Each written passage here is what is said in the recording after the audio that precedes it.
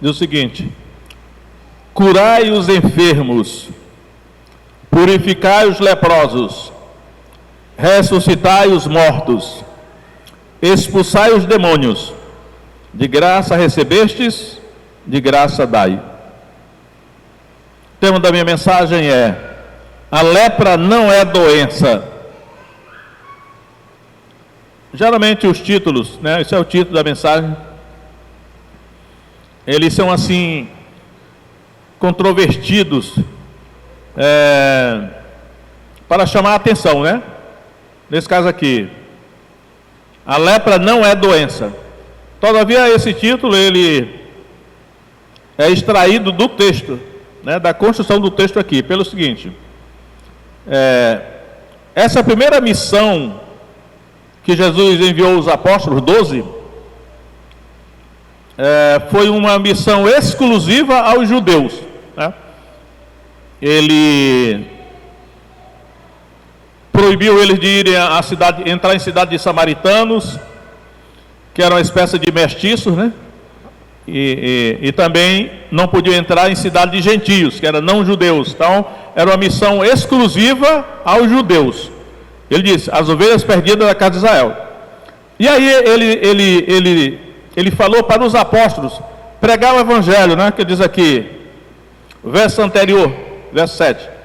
E indo pregar e dizendo: é chegado o reino dos céus. Então, a missão dos apóstolos era pregar o reino dos céus.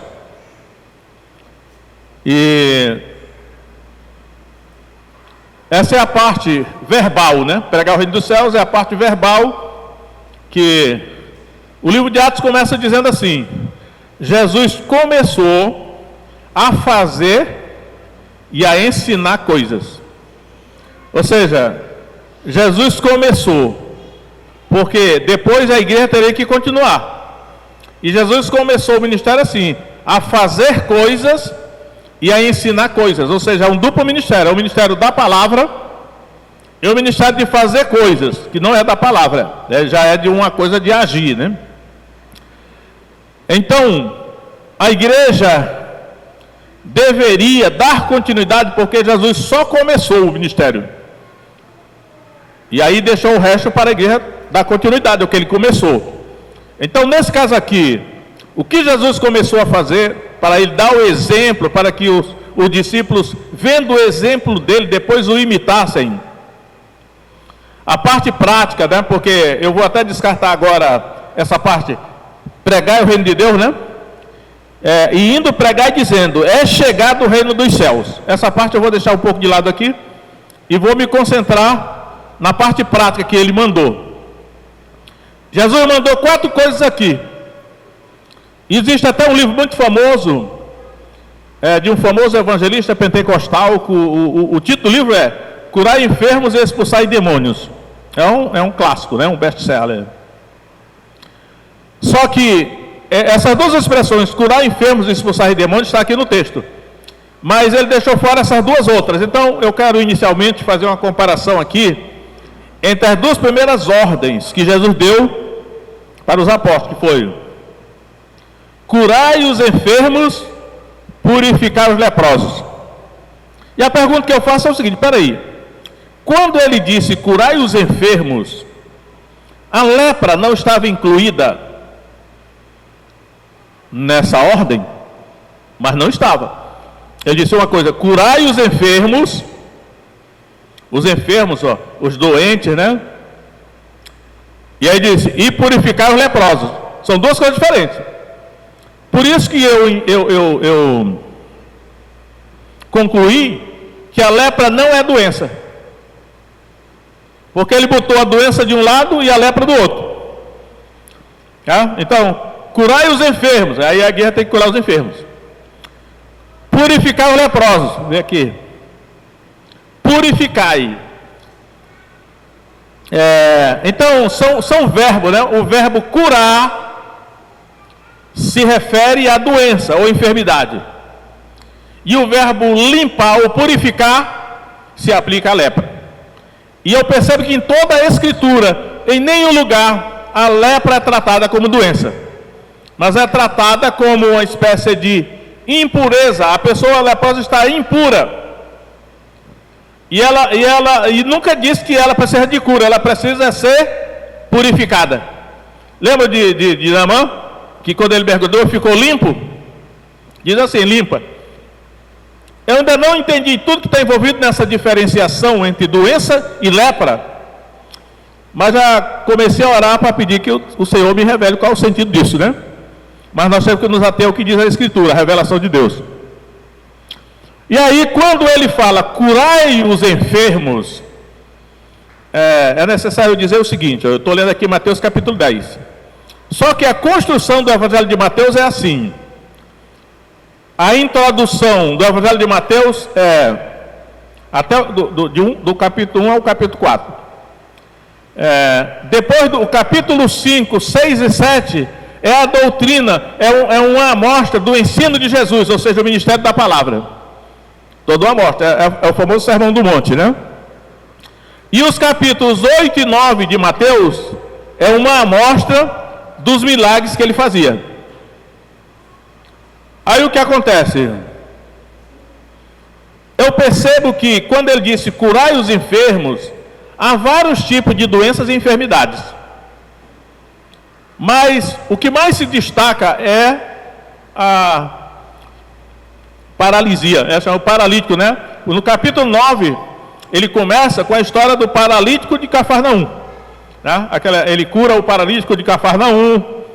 É um dos milagres assim mais famosos, acho que mais pregados. Eu acredito que hoje é a cura do paralítico de Cafarnaum.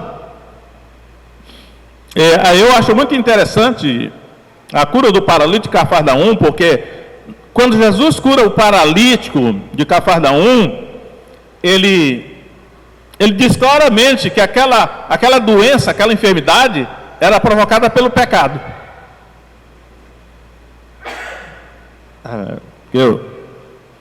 Era provocada pelo pecado, né? Quando o paralítico chega diante dele, que é levado pelos 4 amigos, Jesus diz assim: filho, os seus pecados estão perdoados. É por isso que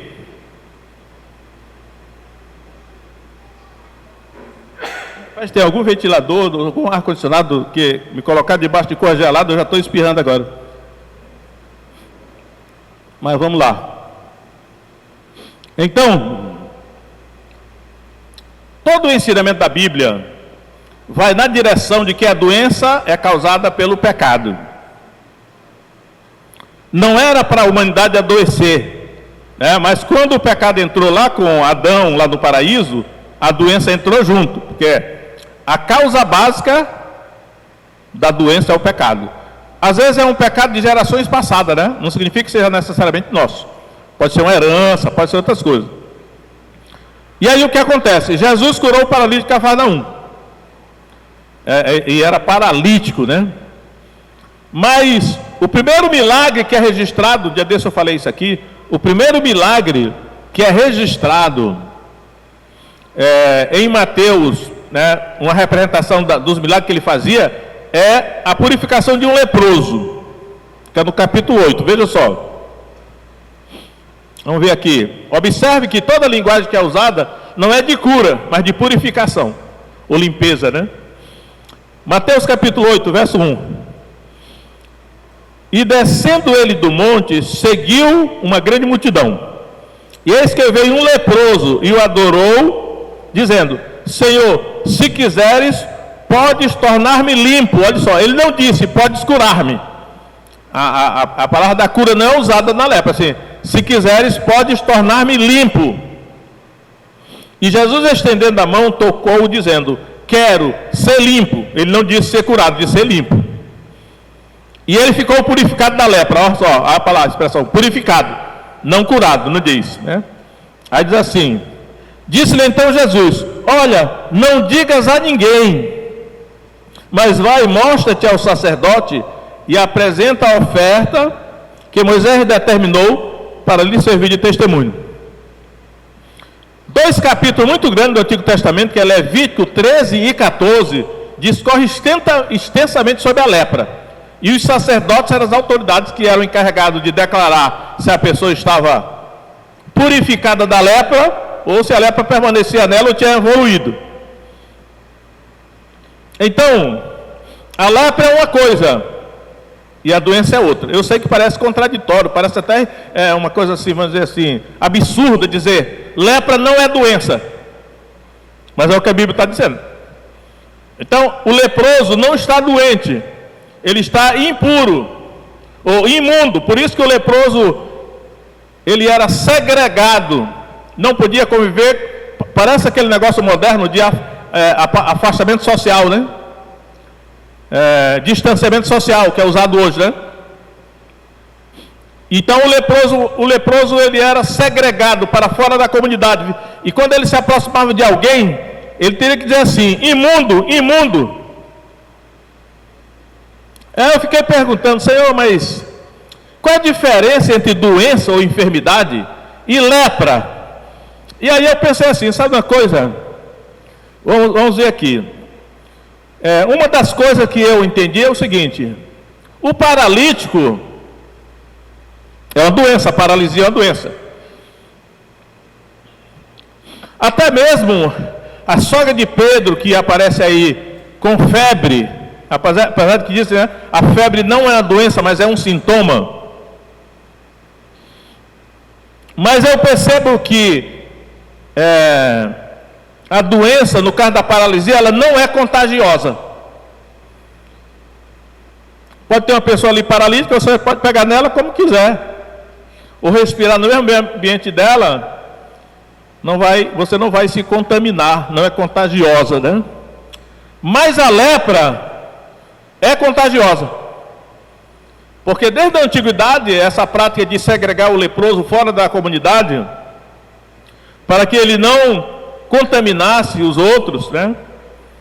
Ele não contaminasse a comunidade, já era uma providência sanitária que Deus, sabendo, já tinha tomado, que a lepra é a doença contagiosa, enquanto que essas outras doenças não eram contagiosas, paralisia, febre, aparece aí uma série de doenças aí.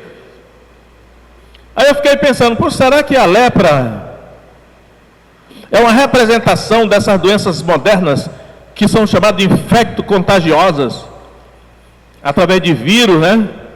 Tipo assim, a AIDS é contagiosa.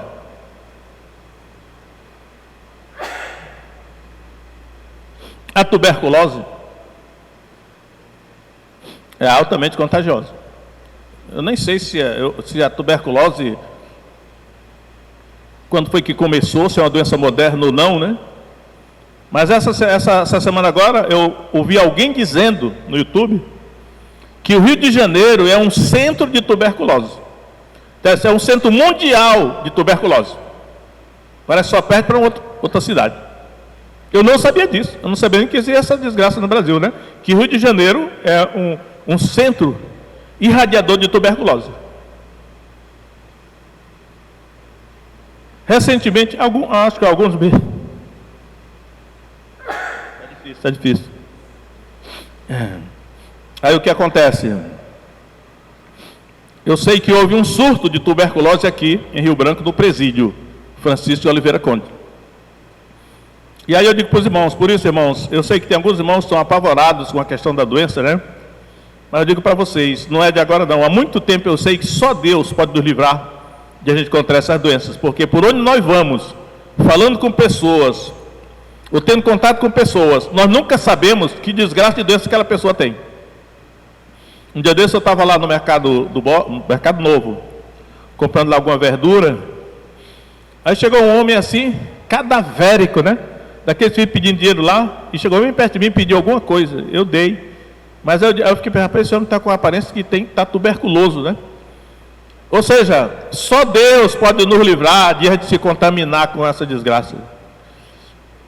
Um tempo desse era ebola. O ebola é um vírus, uma doença causada por um vírus filamentoso, né? Eu li 3 livros, eu acho que sobre o ebola, não sei porque que Deus me levou a ler sobre ebola. Eu sabia muita coisa sobre o ebola, porque ele surgiu na África, e ele passou a ser as nações tinham medo de que o ebola se espalhasse pelo mundo, porque eu acho que ele é mais letal do que essa doença moderna aí. Em poucos dias ou em poucas horas a pessoa pode morrer de hemorragia. Mas eu tenho certeza de uma coisa, olha, só Deus pode nos livrar da gente se contaminar, o mundo está cheio de doença.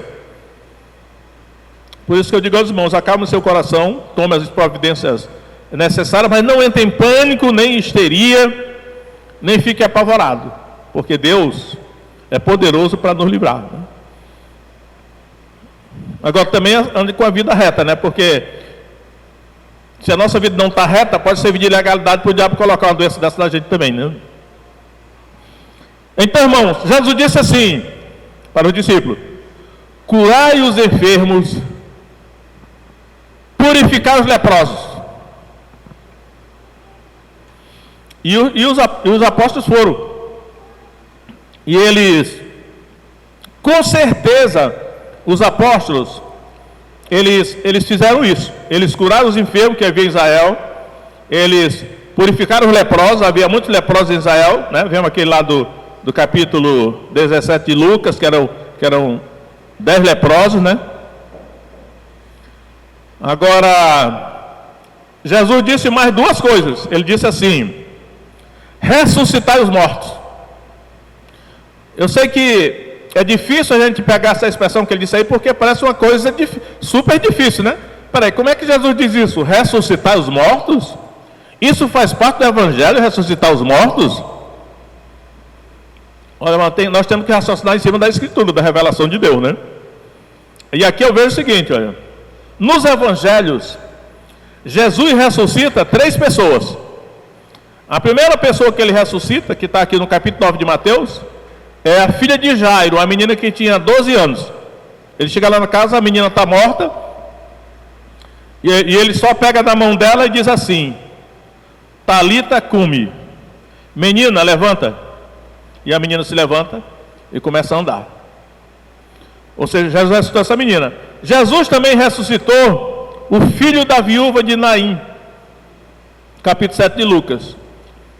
Aí eu sempre digo assim: a menina que Jesus ressuscitou, filho de Jairo, ela estava na casa dos pais dela ainda, tinha acabado de falecer, e Jesus ressuscitou essa menina, 12 anos. Mas o filho da viúva de Naim não estava mais na casa da mãe dele, ele já estava no caminho do cemitério, né? E ali um cortejo, né, fúnebre. Hoje é de carro, né? Mas naquele tempo era a pé mesmo. Havia uma multidão saindo da cidade, se encaminhando para o cemitério para sepultar aquele rapaz, filho único da mulher viúva. E aí a Bíblia diz que Jesus encheu-se de compaixão e ele tocou no esquife, né, no caixão. E aí disse assim: jovem, levanta. E o jovem se levantou e começou a falar. Ele primeiro disse para a mãe dele assim: não chores. Mas você vê aqui algo que Deus está falando, né? A menina tinha acabado de falecer, estava na casa dela, Jesus ressuscitou ela lá. Esse jovem já ia no caminho do cemitério, Jesus ressuscitou ele no caminho do cemitério. E a terceira pessoa que é registrado a ressurreição que Jesus fez foi Lázaro, capítulo 11 de João. E agora Lázaro já estava sepultado há 4 dias, já cheirava mal, significa que o corpo estava em adiantado estado de putrefação, tinha apodrecido, parece que não tinha mais jeito, mas Jesus foi lá e disse: Lázaro, vem para fora. Alguns estão assim: Lázaro, sai para fora, né? Aí o Lázaro saiu, e ninguém sabe como é que ele saiu, porque ele saiu assim, com o rosto enrolado nos lençóis e com os pés e mãos amarrados por ligas. Eu acho que ele saiu levitando, né? Aí Jesus disse assim: desamarrai-o e deixai-o ir. Então, irmão, Deus está falando alguma coisa, porque ele ressuscitou a menina, acabaram de falecer na casa dos pais, ressuscitou o rapaz da viúva de Naim no caminho do cemitério, e ressuscitou Lázaro, já sepultado depois de 4 dias. Aí vem a observação, que nós temos que refletir de acordo com a palavra de Deus, a revelação de Deus. Todos esses que Jesus ressuscitou eram jovens. A menina tinha 12 anos. Esse rapaz aí, filho da viúva, eu imagino que ele tinha uns 18 anos. Eu acho que Lázaro era um pouco mais velho, mas tinha menos de 30 anos. Ou seja, Jesus só ressuscitou pessoas novas. Porque Deus é coerente, né? Agora, você não vê Jesus ressuscitando uma pessoa velha. Por quê? Porque a pessoa velha é normal que ela morra. Então a gente tem que se preparar, né? Eu já estou me preparando, já faz tempo, né? Só não queria agora porque tem que pagar algumas contas e tal, né? Mas eu tenho que estar preparado. Eu creio que não é propósito de Deus que os pais sepultem seus filhos. O propósito de Deus é que os filhos sepultem seus pais. Esse que é o propósito de Deus. Aí eu pergunto o seguinte: já que Jesus deu essa ordem para os apóstolos, aquela primeira missão para Israel, curar os enfermos, purificar os leprosos, ressuscitar os mortos. Aí eu pergunto, mas era só ele que fez isso? É só que eu lembro aqui o seguinte: no registro do livro de Atos, aparece Paulo ressuscitando o jovem Eutico, que caiu lá do terceiro andar da janela, quando estava ouvindo a pregação que Paulo pregou a noite toda. O jovem dormiu e caiu da janela. Aí Paulo foi lá, abraçou o rapaz e ele voltou a viver. Então já aparece um discípulo de Jesus agora, que é Paulo, ressuscitando um jovem também. Aí aparece Pedro ressuscitando Tabita, ou Dorcas, a gazela de Jope, ou de Jope, que eu creio que ela era nova também, é chamada de discípula, né? Só são esses dois registros fora de Jesus, feito por esses dois apóstolos, que são cabeça de chapa, né? Paulo, o apóstolo dos gentios, e Pedro, o apóstolo dos judeus. Aparecem os dois ressuscitando mortos e mortos jovens. Mas o que significa então que a ordem que Jesus deu, né, para ressuscitar os mortos, ela se mantém dentro do Evangelho. Agora, é compreensível que a igreja nem toque nesse assunto, porque a gente não acredita, né? Eu não vou ser aqui demagogo, nem hipócrita, né? Eu não sei se algum dia eu já tive coragem de orar por alguém para ressuscitar, não. De repente, daqui para frente, vou até ter coragem de orar, né? Agora, e a última coisa que Jesus disse foi assim: olha, expulsai os demônios. Está aqui as 4 coisas, olha: curar os enfermos, purificar os leprosos, ressuscitar os mortos, expulsar os demônios. E aí eu pergunto, né? Não é assim a gente querendo ser melhor do que os outros ou hipócrita, não, mas ele não disse só isso: curar os enfermos, expulsar os demônios. Ele falou as 4 coisas, então vamos encarar as 4 coisas, né? Se nós não tivermos fé, vamos dizer logo: rapaz, eu sei que Jesus disse, mas eu não tenho fé não para fazer isso aí, né? Aí essa questão aí dos demônios, eu quero Mateus 9:32, olha aí. Olha, irmãos, Mateus 9:32, olha só. Que está dentro do registro dos milagres que Jesus realizou no início do Evangelho de Mateus, né? Foi um dos milagres, está aí, foi registrado. E havendo-se eles retirado, trouxeram-lhe um homem mudo e endemoniado. Expulso o demônio, falou o mudo. E a multidão se maravilhou, dizendo: nunca tal se viu em Israel. Mas os fariseus diziam: ele expulsa os demônios pelo príncipe dos demônios. Então, nesse caso aqui, o homem era mudo e endemoniado. Entendo eu que o demônio que estava nessa pessoa, ele causava mudez, não deixava ela falar, né? Eu percebo que uma das coisas que os demônios querem fazer é tirar da pessoa a capacidade de falar. Por quê? Porque o Evangelho diz assim: se com tua boca confessares a Jesus como Senhor, e em teu coração creres que Deus ressuscitou dentre os mortos, serás salvo. Então, se a pessoa é muda, ela não consegue confessar. que Jesus é o Senhor. E tem outro texto que diz assim: a fé vem pelo ouvir, e ouvir a palavra de Deus. O demônio faz a pessoa ficar surda também, para não ouvir. Toda a ação dos demônios para impedir a pessoa de ser salva, por meio da pregação do Evangelho, né? Por isso que eu quero ler agora também Marcos 9, 25.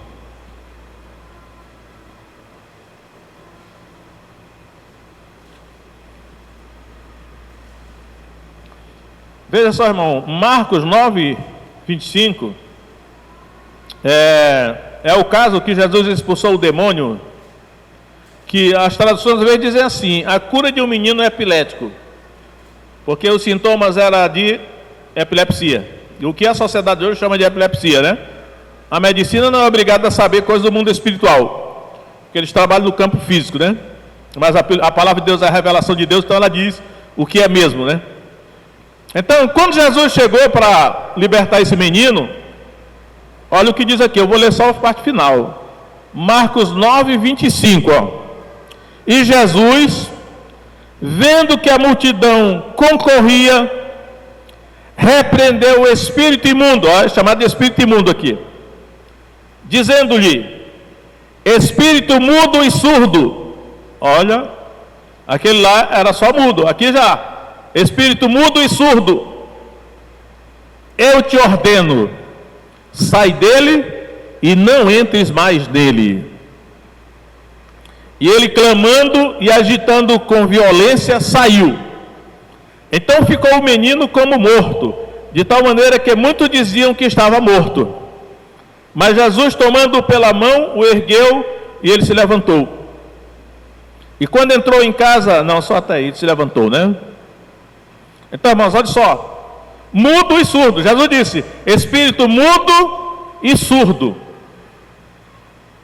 Então, esse demônio, que é um espírito imundo, estava nesse menino, né? O pai dele disse que acontecia isso desde a mais tenra infância dele. Às vezes o demônio lançava no fogo, às vezes na água, porque queria matá-lo, destruir o seu corpo. E até os apóstolos não tiveram autoridade para expulsar. Aí Jesus falou: espírito mudo e surdo.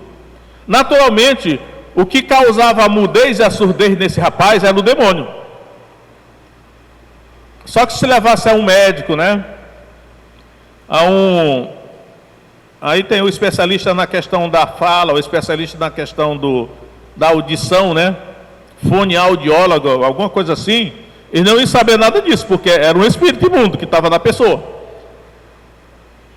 Mas aí Jesus ainda disse assim: sai dele e nunca mais entre nele, porque o demônio pode sair e depois pode voltar. Mas Jesus já foi a única vez que Jesus falou isso: olha, não entre mais nele, senão o demônio podia voltar, né? Então, irmãos, aí eu quero deixar aqui para os irmãos, diante de vocês, são 4 verbos, olha: curai os enfermos, é cura, é enfermidade; purificai os leprosos. E aí, será que é só lepra mesmo, ou é essa doença infecto-contagiosa que estão por aí, né, cheia de doenças que podem contaminar as pessoas? Eu ainda não tenho certeza, mas o certo é que a lepra está aqui especificada, e é contagiosa, né? Eu já vi até estudos dizendo que a lepra não é tão contagiosa assim e tal, mas é melhor não se arriscar, né? Aí ele disse: ressuscitar os mortos. Foi o que Jesus disse, né? E aqui a gente não está torcendo a escritura, e não estamos aqui dizendo que eu mesmo vou fazer isso, porque até hoje eu acho que eu nunca tive coragem ou fé para orar para ninguém que morreu, não. Mas eu acredito que se algum dia eu orar, vai ser para uma pessoa nova, né? Porque a pessoa velha, não tem nenhum exemplo na Bíblia que ele ressuscitou a pessoa velha, porque um dia a gente vai morrer mesmo, né? E ele disse: expulsar os demônios. Então, só a realidade aqui da palavra de Deus, né? Que eu acredito que Jesus fez isso, mandou os seus discípulos fazerem isso, e que essas ordens estão valendo até hoje. E aí, para a gente fazer isso, tem 2 fatores. Um deles é crer, porque se a gente crer, a gente vai pelo menos tentar fazer isso, né?